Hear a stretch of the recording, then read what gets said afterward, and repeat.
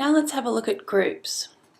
So each location, like San Francisco, can have groups within it, and anyone can form a group. And this is great if you've got a business, say like Warrior Within. They have a clothing label. They could create a group called Warrior Within, and they could post photos of their latest fashion show or their latest designs, and they could invite people to join that group and also post photos of themselves wearing their outfits and that kind of thing. So it's great for businesses, it's great just for interests. You could have, Boy Scout clubs or groups that are already existing within the community can form their own group. So you can see on San Francisco we've got 6 public groups and 1 private group. Note that if you're not a member of a private group or you haven't been invited to that group, you won't see it here.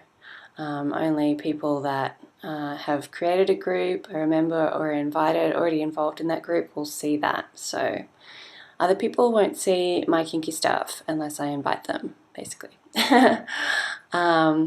So these 2 groups here that don't have a box around them, that just means that I'm not a member of those groups.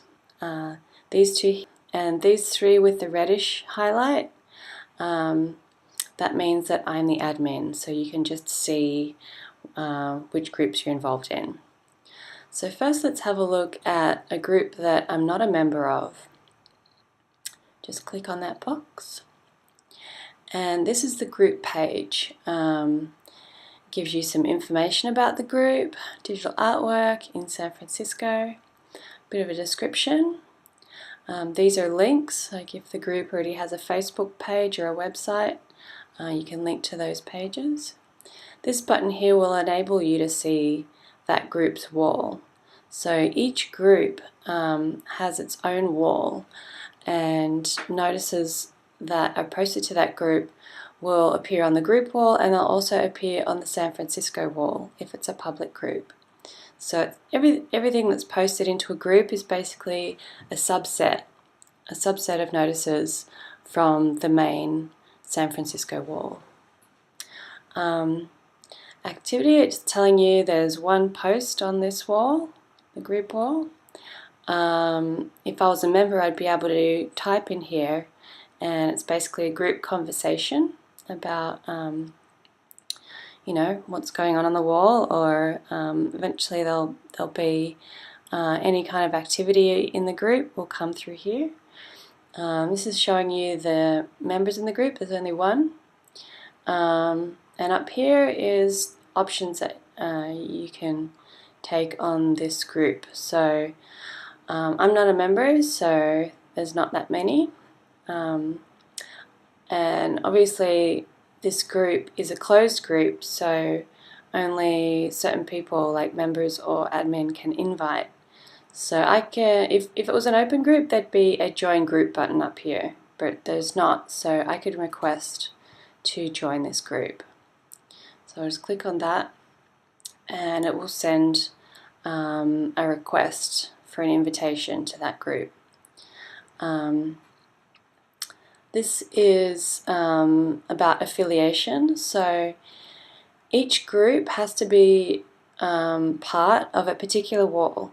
So this digital artwork group is only relevant to this particular wall, San Francisco. But what if I also have people who are interested in digital artwork in LA? So you could create a digital artwork group in LA and affiliate those 2 groups.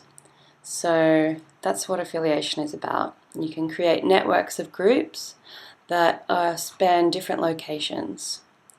So I can only ask to affiliate this group with groups that I'm an administrator for.